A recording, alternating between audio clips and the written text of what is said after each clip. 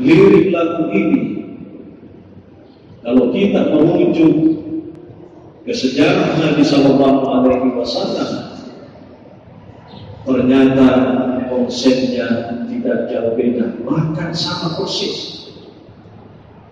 Rasulullah Sallallahu Alaihi Wasallam kaum muslimin itu tidak hanya sebagai seorang nabi, tapi Rasulullah adalah kepala pemerintahan. Rasulullah adalah kepala negara. Rasulullah adalah pejuang kemanusiaan. Apa yang dilakukan oleh Nabi selama dakwahnya kurang lebih 25-23 tahun, kita lihat ketika beliau berada di Mekah, kurang lebih 10 tahun lamanya Nabi mendakwahkan Islam.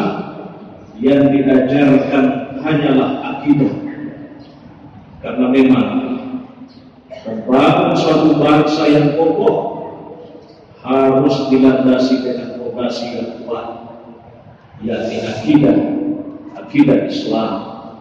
Itu juga yang kita nyanyikan, bangunlah jiwanya.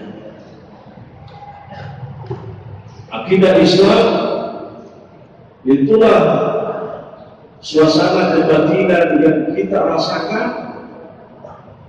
Bisa jadi kita sedikit, bisa jadi kita merasa lemah, tetapi dengan hadirnya keyakinan di dalam diri, kita merasa banyak dan kita merasa kuat.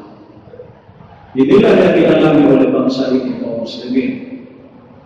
Betul kita dijajah ratusan tahun lamanya, tetapi akhirnya kemudian dengan karunia Allah Subhanahu wa taala, izin Allah Subhanahu wa taala, kita berhasil mengusir para penjajah itu, sekalipun dengan modal yang pas-pasan, batu runcing. Kaum muslimin yang dimuliakan oleh Allah Subhanahu wa taala. Oleh karena itu, kita sebagai bangsa Indonesia harus selalu menghargai apa yang telah dilakukan oleh para pendahulu kita, menghargai, mendoakan para pendahulu kita, karena dengan mereka lah jasa-jasanya kita bisa hidup seperti sekarang. Bisa dibayangkan suatu bangsa yang sedang bertikai, pasti tidak ada kehidupan. Tapi alhamdulillah itu sudah berlalu, dan sekarang kita menjadi generasi penikmat. Kaum muslimin yang dimuliakan oleh Allah, Rasulullah Sallallahu Alaihi Wasallam itu termasuk adalah sosok yang sangat mencintai negerinya, sosok yang sangat mencintai kampung halamannya, sehingga kemudian di dalam salah satu hadis diriwayatkan oleh Imam Muslim bahwa Rasulullah Sallallahu Alaihi Wasallam setiap keluar dari kota Madinah, apa yang terjadi ketika beliau kembali dan sudah melihat kota Madinah dari kejauhan, terkadang beliau kalau sedang berada di atas onta, dia menghentikan sejenak ontanya dan dia hormat kepada Madinah. Kuat di batu hormat sampai dia melanjutkan perjalanannya masuk ke kota Madinah. Itu satu bentuk penghargaan Nabi kepada Madinah sebagai tanah airnya yang kedua. Jadi kalau kita Bapak Ibu sekalian hormat kepada bendera, itu tidak salah, karena menghormati bendera bukan berarti menyembah bendera. Karena ada orang mengatakan hormat kepada bendera sama dengan syirik. Ya itulah itu musafir bendera, maka tak syirik. Tapi kalau hanya sekedar menghormati karena merasakan di balik semua itu ada sejarah yang tidak mungkin bisa kita lupakan sebagai anak bangsa, maka itu juga pernah dilakukan oleh Nabi Sallallahu Alaihi Wasallam. Hubbul watani minal iman, kata para ulama, cinta tanah air itu bagian daripada iman. Kaum muslimin yang dimuliakan oleh Allah Subhanahu wa ta'ala. Selain daripada itu juga kewajiban kita sebagai generasi penikmat akan kemerdekaan ini, tentu kita harus selalu berterima kasih kepada para pendahulu kita. Dan bentuk terima kasih ini juga diajarkan oleh Nabi sallallahu alaihi wasallam. Man lam yashkurin nas lam yashkurillah. Barang siapa yang tidak pintar-pintar berterima kasih kepada sesamanya, maka dia tidak pernah berterima kasih kepada Allah. Barang siapa yang tidak pernah bersyukur terhadap apa yang telah dilakukan oleh orang lain kepadanya, maka dia tidak pernah mensyukuri Allah Subhanahu wa ta'ala. Bahkan majelis Nabi sallallahu alaihi wasallam, man asda ilaika ma'rufan fakarihu wa illa tasrafi wa lahu bil khairi atau kama qala. Barang siapa yang telah melakukan satu bentuk kebajikan kepadamu, maka balaslah kebajikan itu. Tetapi jika engkau tidak mampu membalasnya, paling tidak engkau mendoakan orang itu. Jadi iru jadi urutan.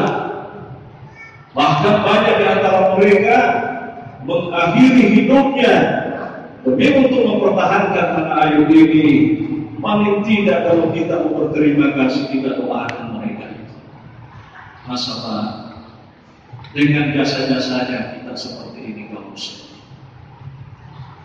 Kaum muslimin yang dimuliakan oleh Allah Subhanahu wa ta'ala, bangunlah jiwanya.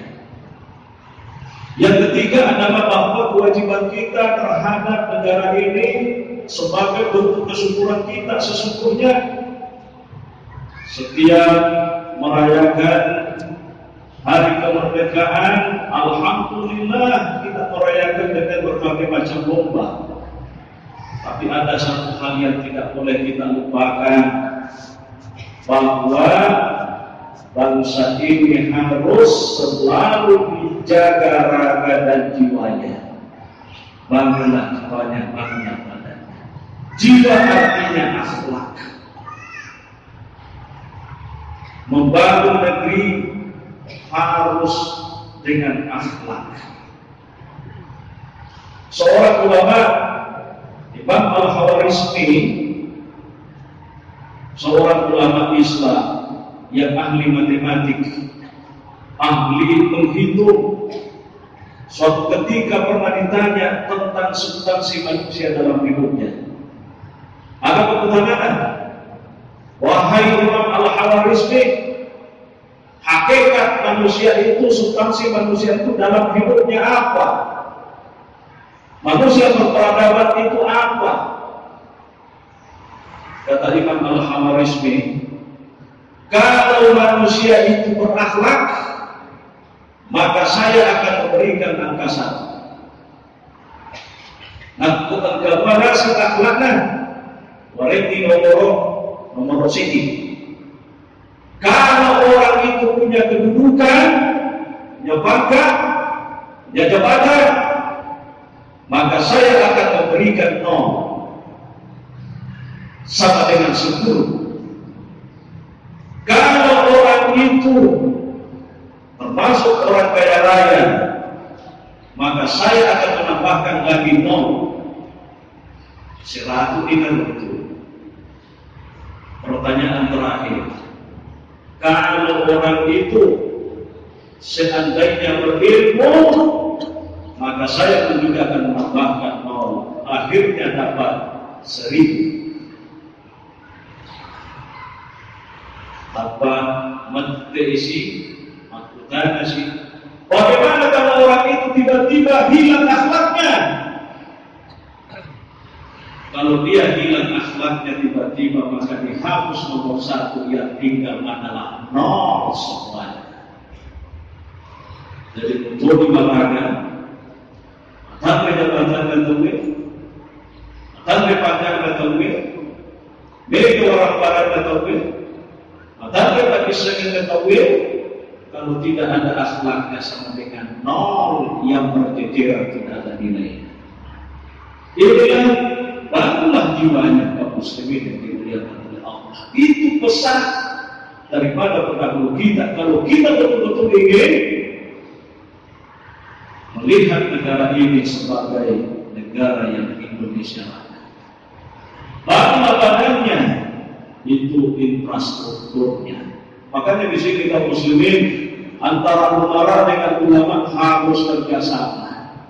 Tidak boleh kita menafikan peran ulama di dalam masyarakat, karena mereka ini yang bertugas memperbaiki sisi rohaninya masyarakat. Umara kita memperbaiki infrastrukturnya, ulama kita yang selalu berusaha membangun akhlaknya.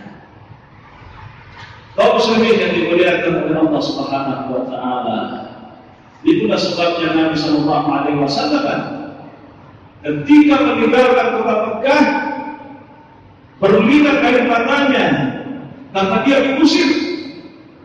Sampai-sampai Nabi mengatakan, "Innaka la ahabbul ardi ilayya laula qaumuki akhrajuni minki ma kharajtu minki." Sesungguhnya engkau wahai kota Mekah adalah negeri yang paling aku cinta. Seandainya bukan pendudukmu yang mengusirku keluar darimu, maka aku tidak akan pernah meninggalkan engkau. Ini satu bentuk kecintaan Nabi kepada negara, kepada tanah air. Apa yang dilakukan oleh Nabi termasuk meninggalkan kota Mekah lalu menuju kota Madinah. Yang dilakukan Nabi pertama kali ketika sampai di Madinah adalah mendirikan masjid, karena masjid adalah simbol persatuan. Kalau kita bersatu kaum muslimin, apapun yang kita hadapi, seberat apapun yang kita hadapi, sesusah apapun yang kita hadapi, karena kita bersatu, maka insya Allah semua yang berat-berat itu akan menjadi ringan.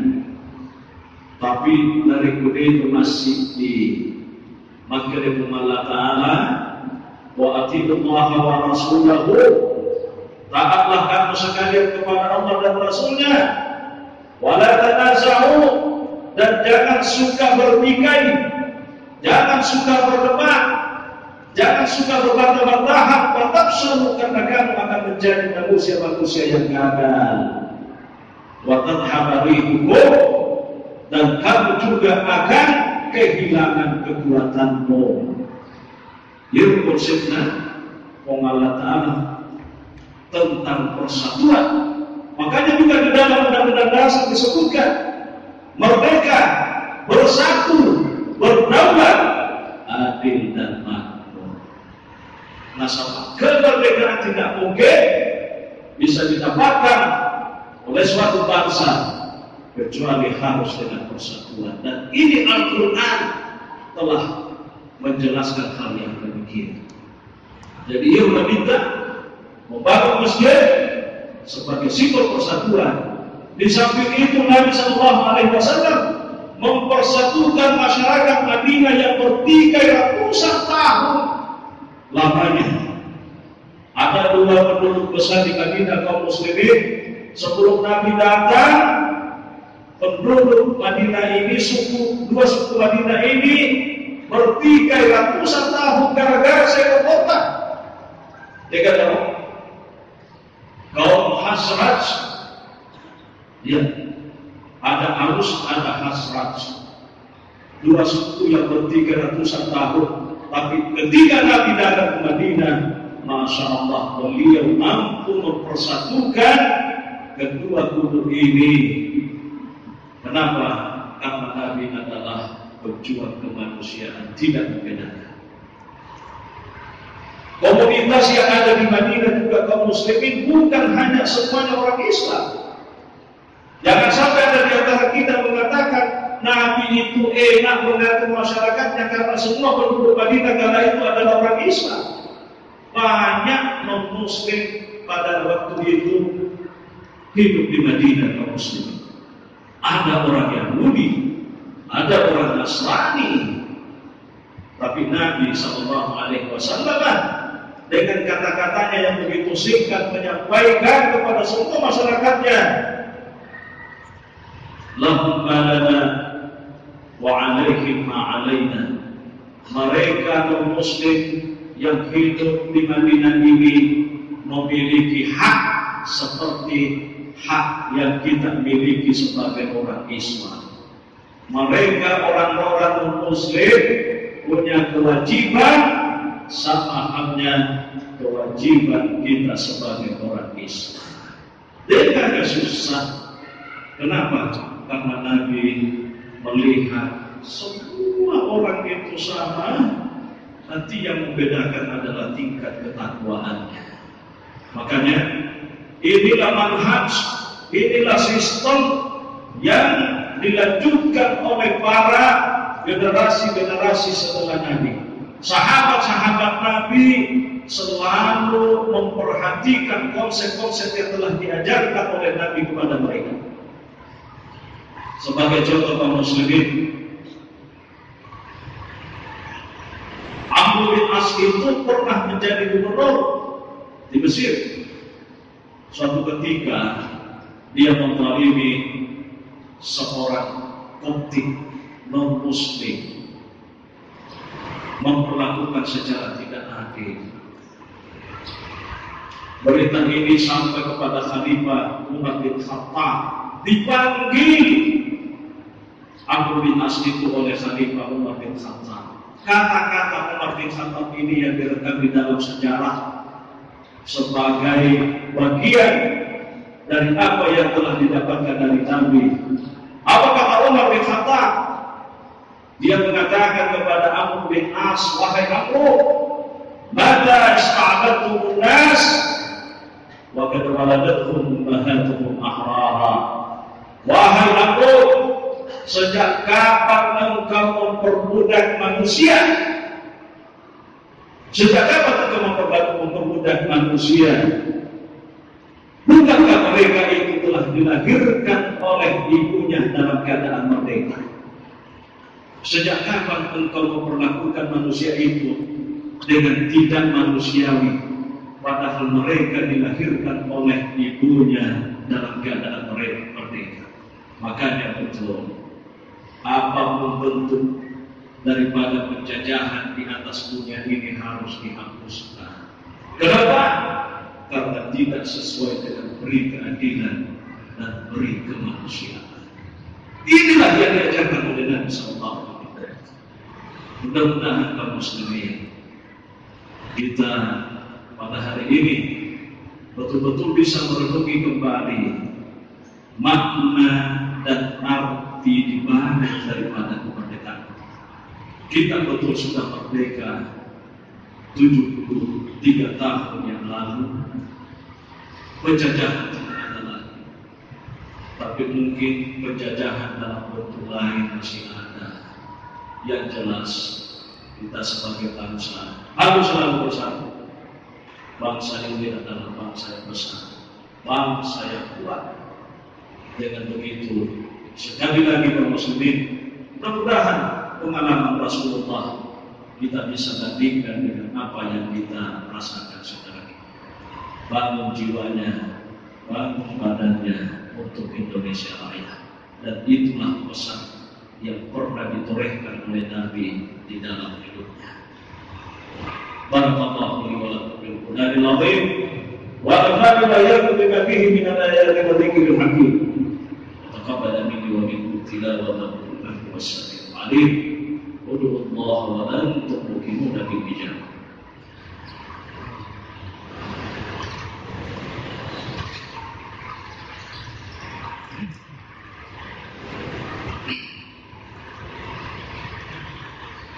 Alhamdulillahi rabbil alamin, arrahmanir rahim, maliki yaumiddin, iyyaka na'budu wa iyyaka nasta'in. Asyhadu an la ilaha illallah wahdahu la syarika lah, wa asyhadu anna Muhammadan 'abduhu wa rasuluhu sayyidul da'ina ila Allah ala basirah wa mujahidin fihi bi ihsan wa sallim tasliman katsira. Ibadallah, usikum wa nafsi bi taqwallah. فإن تقوى الله خير وسيلة نتقدم بها إلى خالقنا يوم القيامة يوم لا ينفع مال ولا بنون إلا من أتى الله بقلب سليم. يا النبي المصطفى محمد صلى الله عليه وسلم قال الله عز وجل في القرآن الكريم: أعوذ بالله من الشيطان الرجيم، إن الله وملائكته يصلون على النبي يا أيها الذين آمنوا صلوا عليه وسلموا تسليما. اللهم صل على سيدنا محمد وعلى آل سيدنا محمد كما صليت على إبراهيم وعلى آل إبراهيم، وبارك على محمد وعلى آل محمد كما باركت على إبراهيم وعلى آل إبراهيم في العالمين إنك حميد مجيد. اللهم اغفر للمؤمنين والمؤمنات والمسلمين والمسلمات الأحياء منهم والأموات إنك سميع كريم مجيب الدعوات يا قاضي الحاجات يا رب العالمين. اللهم اجعل جمعنا هذا جمعا مرحوما وتفرقنا من بعده تفرقا معصوما، ولا تجعل فينا ولا منا ولا حولنا شقيا ولا محروما. اهدنا الصراط المستقيم صراط الذين أنعمت عليهم غير المغضوب عليهم ولا الضالين. ربنا آتنا في الدنيا حسنة وفي الآخرة حسنة وقنا عذاب النار. عباد الله، إن الله يأمر بالعدل والإحسان وإيتاء ذي القربى وينهى عن الفحشاء والمنكر والبغي يعظكم لعلكم تذكرون. اذكروا الله العظيم يذكركم ولذكر الله أكبر والله يعلم ما تصنعون. وأقم الصلاة.